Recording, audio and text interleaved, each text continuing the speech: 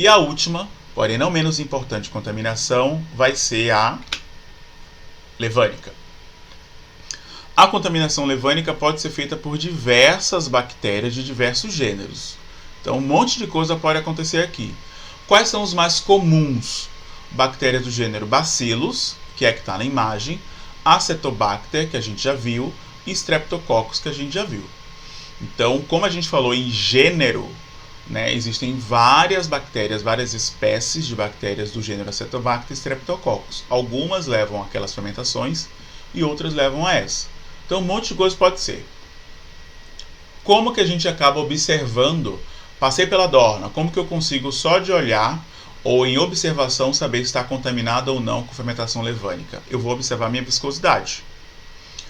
Então, a minha viscosidade está alta, elevada, é o indicativo. Então, a gente viu viscosidade na fermentação dextrânica e agora a gente está observando a viscosidade alta na fermentação, na contaminação levânica. Porém, tem um detalhe. Na contaminação levânica, a minha viscosidade é alta, porém não tem presença de canjica e nem de farinha. Viscosidade alta sem farinha, fermentação, contaminação levânica. Viscosidade alta com canjica, com farinha, fermentação dextrânica. Então, nesse caso, além da viscosidade, também tem a questão da presença de espuma. Essa espuma, quando que a gente comentou em espuma antes? Lá na fermentação láctica, salvo me engano, não lembro. Mas na fermentação anterior, naquela contaminação lá que não tem espuma nenhuma. Nesse caso, ela é fixa. Quando a outra contaminação não me dava espuma, essa me dá espuma e muito. Lembra como a formação de espuma acontece?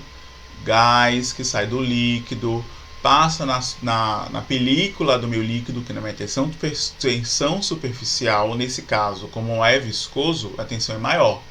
Então eu consigo prender mais gás e por mais tempo. Então, nesse caso, eu consigo ter fixação desse CO2, né, fixação desse gás, e ele fica lá grandão. Até o ponto em que eu tenho bolhas fixas, ou seja, essa espuma não some nunca. Além disso, elas tendem a ser grandes e são difíceis de se romper. Então, primeiro ponto, eu tenho espuma e não some, ela me dá bolha grande, não é obrigatório, mas é indicativo. Então, quanto mais tempo, maior minha contaminação, maior minha viscosidade, maior meu tamanho de bolha. E além disso, ela não se rompe. Poderia até ser que a minha bolha fosse fixa e grande e quando chegar lá na borda ela se romper, mas ela não vai se romper. Se eu tenho espuma fixa com bolha grande que não se rompe, adivinha o que eu vou ter como problema? Transbordamento. Quando você menos esperar, sua dorna de fermentação está derramando inteira. E aí é fumo pra que te quero. Você está perdendo levedura, você está perdendo açúcar, está perdendo mosto. Vai ter que parar, vai ter que lavar, vai ter que reprocessar, vai ter que higienizar. E aí você vai observar todas as outras dornas se não contaminou junto. Então é um trabalhinho grande. Então percebeu, tem espuma devido à viscosidade, então espuma acaba sendo o fator principal. É indicativo de fermentação levânica. Eu ia falar uma coisa que esqueci. Vamos ver se eu lembro depois. Beleza, quais são as causas? O que proporcionou com que todo esse rebuliço, né, relacionado à minha espuma viesse a acontecer? Matéria-prima. Então a minha matéria-prima não está adequada. O que está com sua matéria-prima? Má conservação. Aqui não necessariamente significa que ela está estragada. Não está em deterioração, ela só está mal conservada. Ou seja, local sujo, está exposto ao ambiente, presença dos insetos, as moscas, as formigas. Então, nesse ponto, um local que venta bastante, passa vento de um lado, vento do outro, vem areia, vem poeira. Tudo isso é indicativo para que eu tenha esse processo de contaminação. Além disso, pH do meio. Então, pH do meio, ele vai estar também levemente alcalino, ou ele vai alcalino, ou levemente alcalino, né, ou neutro. Qual é que é o ideal? Baixar o pH abaixo de 5. Então, ó, nossa, Edu, mas aqui por que aqui você não disse que é obrigatório também? Porque nesse ponto, apesar da gente ter viscosidade, você pode controlar isso aqui com antiespumante. Você dosa o antiespumante, você quebra essa tensão superficial, você faz com que essa espuma desça e aí você consegue controlar melhor. Você te dá tempo para você levar para análise, para você ver o que é que faz, quanto é que está a contaminação, reduz o pH. Observa como que essa dona vai se comportar, se ela tem resposta até você medir alguma coisa. Lá na outra, que for uma canjica, você pode entupir uma tubulação. E aí não tem o que fazer com a tubulação entupida. Vimos todos os nossos processos de contaminação, né, nas contaminações por fermentação. Acabou aqui? Não, tem mais uns detalhes para a gente comentar. Uma vez identificados os nossos sinais de contaminação, seja ele acético, lático, levânico, destrânico, butírico, né, o que é necessário fazer? Uma coleta. É preciso coletar uma amostra, levar para o laboratório microbiológico para fazer análise. Muitas vezes, além do laboratório microbiológico, o laboratório industrial também.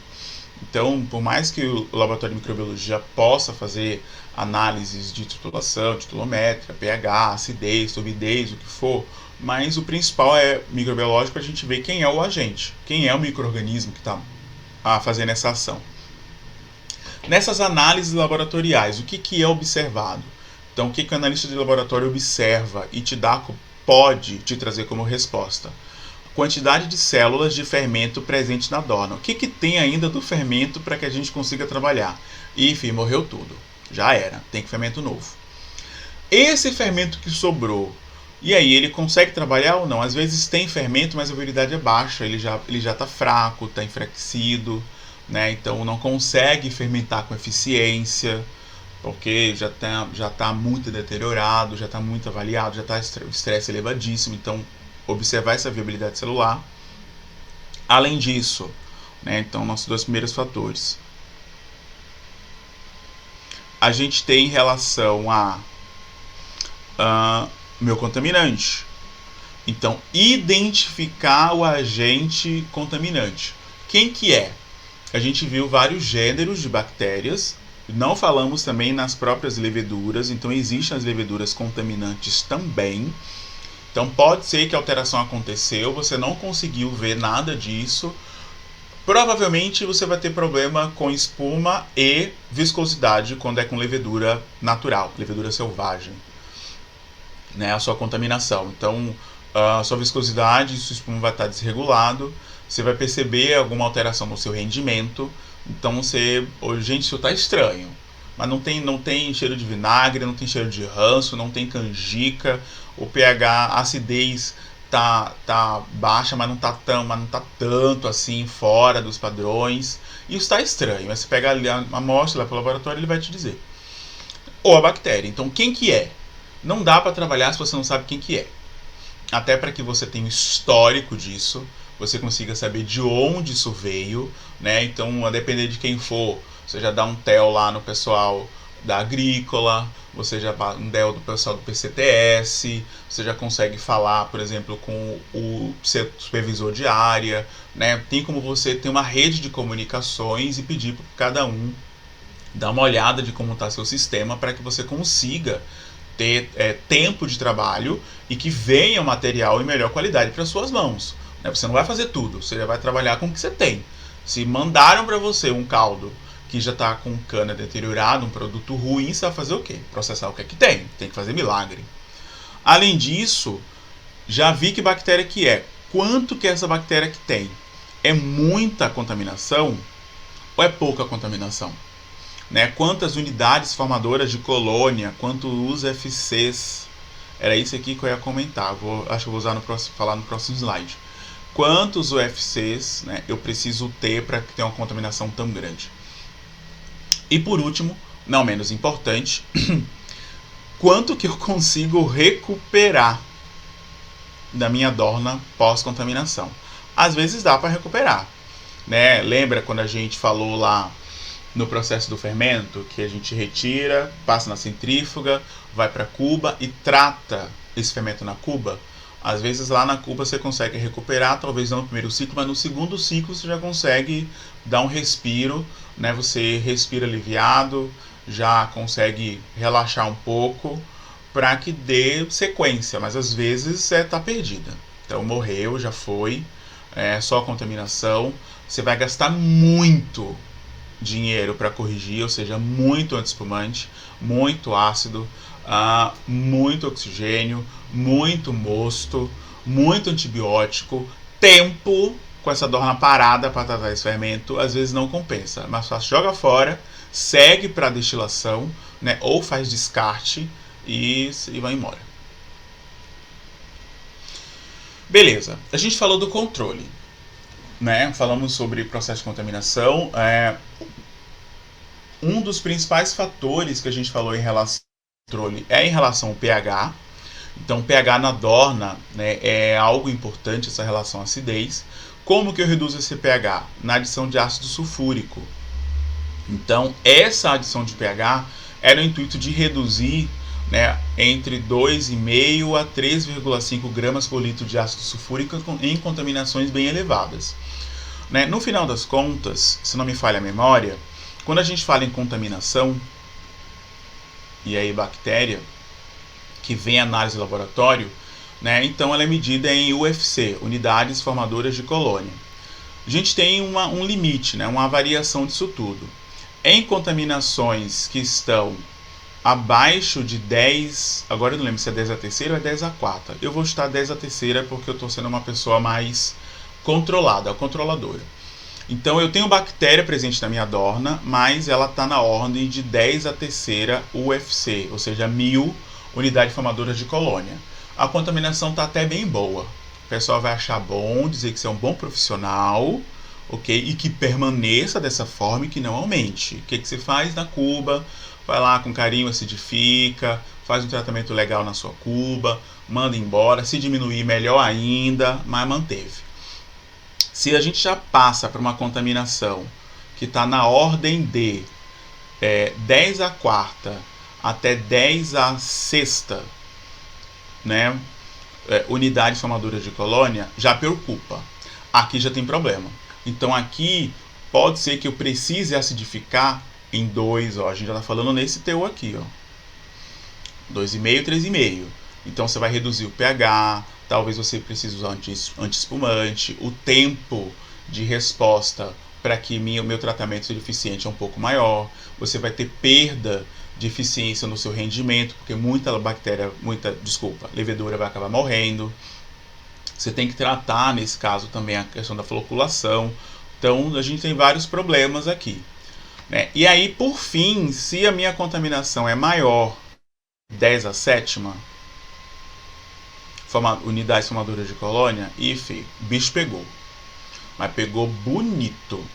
Então, aí você vai ter reduzir o pH em 2,5 gramas por litro, 2 gramas por litro de ácido sulfúrico, usar antibiótico, penicilina aqui para usar no meio, para controlar isso tudo.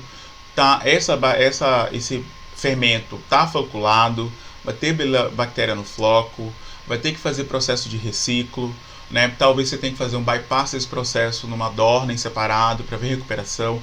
É nessa dorna que você vai fazer a avaliação se vale a pena recuperar esse fermento. Então tem N situações.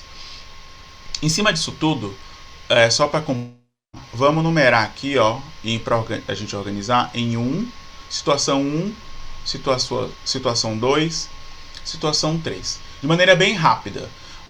Situação de contaminação moderada, né? Então até 13ª unidade formadora de colônia, que é a situação 1. O que eu faço aqui? Como que essa dorna, como que esse creme se comporta? Ele só floculou, eu estou com um floco grande, eu preciso acidificar para que meu floco desfaça, ou seja, desfazer o meu floco de levedura e bactéria, para que o próprio pH do meio consiga matar a bactéria, a levedura está viva e eu mando embora, segue o meu rumo. Então, chuchu, beleza. Na minha situação 2, que minha contaminação é moderada para alta, né, de 10 a quarta até 10 a sexta unidades formadoras de colônia, eu preciso reduzir mais o pH. Então, meu pH, na situação 1, um 5 aqui, 4,5. 4,5 eu acho até agressivo, mas 5, 4,5 tá bom. Na situação 2, já tá para 2, 2,5, 2,5, 3, 3,5 de pH. Então abaixo de 4, com certeza. E aí o que eu vou fazer isso? Forçar, ou seja, de maneira forçada, na base da força, da raça, quebrar esse floco, né? Porque a levedura vai estar toda no fundo, para com que a minha bactéria tenha um processo de ação. E aí nessa acidificação brusca, como eu tenho muita bactéria, a maioria delas vão morrer. Para que eu consiga ter uma resposta de reciclo, vou perder também muita eficiência desse fermento, né? Esperar esse produto decantar para poder fazer a aeração, adição de mosto, crescer fermento, produzir mais fermento. Aí depois que eu descontaminei, que eu produzi mais levedura, aí é que eu volto para a fermentação. Então já tem um gap a mais no meu trato meu tratamento lá na cuba, para ter um novo reciclo como pé de cuba. Na minha situação 3, que é contaminação elevada, acima de 10 a sétima, aí, bicho pegou. Reduziu o pH abaixo de 2 em 2,5, 2, né? Abaixo de 2 eu achei bem agressivo, mas 2 já é ruim o suficiente para todo mundo. Levedura e bactéria estão tomando porrada aqui. Além de reduzir o pH, eu diminuo esse floco, né? Eu quebro esse floco, mas a quantidade de pH, esse pH não é suficiente para controlar a contaminação da bactéria. Então a gente adiciona antibiótico. Então põe penicilina, né, que é o mais usual, não é o único, mas é o mais usual e o mais barato. E também o ácido não é só o sulfúrico, mas é o mais barato e o mais usual. Mudou disso daqui, já aumenta preço. Inclusive, esse ano 2022, estamos em 2022, o preço de ácido sulfúrico subiu astronomicamente. Voltando, então a gente adiciona ácido sulfúrico, um pH super baixo para quebrar o floco, adiciona antibiótico para matar essa bactéria. Obviamente a levedura toma um baque também em relação a isso, reduz quantidade de fermento. Aí depois que eu tratei, que eu reduzi essa quantidade de contaminação por bactéria, aí a gente volta com a produção de fermento. Então vem nova fase em que faz a aeração, adiciona o mosto, produz o fermento, está no nível aceitável de levedura suficiente para fermentar, aí volta na dorna como reciclo. Então a gente percebe que o processo de fermentação, por mais simples que ele seja, depende muito de como a minha fermentação está. É necessário o controle, é necessária essa observação. Vamos lá para o slide. Então, ou seja, a gente falou em controle de reduzir o pH para controlar, a gente utiliza ácido sulfúrico e não só ele, né? Reduz em torno de 2,5, 3 gramas por litro de ácido sulfúrico. E aí, quais são as consequências que a gente tem com essa elevada acidez? Já falei algumas. Primeira delas, né? Reduz, uma vez que eu reduzir essa acidez, esse pH baixo, ele é eficaz na desfloculação do fermento, contaminou, a levedura flocula. Isso é uma defesa da levedura. Lembra quando eu comentei que levedura um dia vai substituir o capeta lá no demônio? Não quero ofender ninguém, mas a gente já falou sobre isso em algum momento. Mais um exemplo. Então ela percebe, no próximo slide a gente vai falar sobre isso. Então, é eficaz na redução da desfloculação do fermento, auxilia na atividade do antibiótico. Então, na situação que eu preciso colocar antibiótico, ele ajuda a soltar o floco, a ação dele é melhor, além de reduzir o metabolismo e viabilidade celular. Ué, isso é uma coisa ruim? Nessa etapa, não. Eu vou reduzir o metabolismo dos dois, tanto da levedura quanto da bactéria. Então, se a minha bactéria está com metabolismo baixo, ela não consegue desenvolver. Então, ela para de produzir. É aquela história. Se você tá no Walking Dead da vida, tem um monte de zumbi, e você tá com a metralhadora, né? Não adianta nada você matar um e aparecer mais 3 zumbis. Você mata um, aparece 3. Mata um, aparece 3. Não vai ter fim isso. Preciso parar. Então, mesmo que tenha muito zumbi, né, muita bactéria, mas eu consigo ir matando todas elas porque não tem crescimento, aí a gente consegue ter eficiência no meu controle, né, de contaminação. obviamente a minha viabilidade celular da levedura vai reduzir. Como que eu consigo melhorar isso? Aí a gente faz o processo da aeração e nutrição, né? Então a aeração para que tenha crescimento de célula, nutrição tende só a um mosto sadio ser suficiente, caso necessário vai ter indicação de laboratório, você faz a adição nutricional, né? Sulfato de amônio, por exemplo, e segue para crescimento de célula e volta como um novo reciclo. Por fim, então a gente tem alguns exemplos de como isso funciona. Então, por exemplo, eu tenho minha dorna de fermentação e contaminou. Então a gente está falando, por exemplo, de fermento causado, na verdade não é que seria contaminado, mas enfim, por bactéria. Quando minha fermentação está sadia, ó como ele fica, belíssimo. Então, ó, vou até dar um zoom. A gente está falando de espuma, ó a espuma como é pequenininha, dá para ver a parte de cima do mosto. A gente tem uma coloração uniforme, ele não está amarelado, é turvo, então não tem, por exemplo, acúmulo no fundo, não tem canjica, a viscosidade está ok, está tudo bonitinho aqui. Quando a gente parte para uma contaminação, nesse caso com a produção de espuma, olha a diferença, olha a quantidade de espuma que aparece. Além disso, olha a cor do mosto. Então aqui a gente já tem relação, né? Provavelmente já tem decantação de fermento no fundo, acúmulo de fermento no fundo, né? Já tem alteração na coloração devido à alteração do pH e a espuma, como faz. Tudo bem que eu tinha comentado que tende a ter espumas desuniformes e grandes, depende da contaminação. Mas ó, bolhas grandes, bolhas pequenas, isso aqui não sai nunca. E vai ficar aí ad eterno. Ou uma contaminação que envolva floculação. Mas não é uma floculação comum quando a levedura parou de comer, ó, porque a floculação ela existe. Quando você está fermentando de maneira sadia e acabou o açúcar, o que a levedura faz? Ela dá uma decantadinha. Então ela vem, ó, eu quero caneta. Então ela vem e acumula aqui no fundo. Então vai ficar uma borra, né, tipo um lodinho aqui no fundo da minha dorna, nesse caso do tubo de ensaio. Mas olha a diferença de eu ter uma lama no fundo do tubo de ensaio e de eu ter esses flocos. Parece umas pedras. Isso aqui é floculação. Isso aqui é a própria levedura tentando sobreviver. Então, no final das contas, ó a mudança do mosto.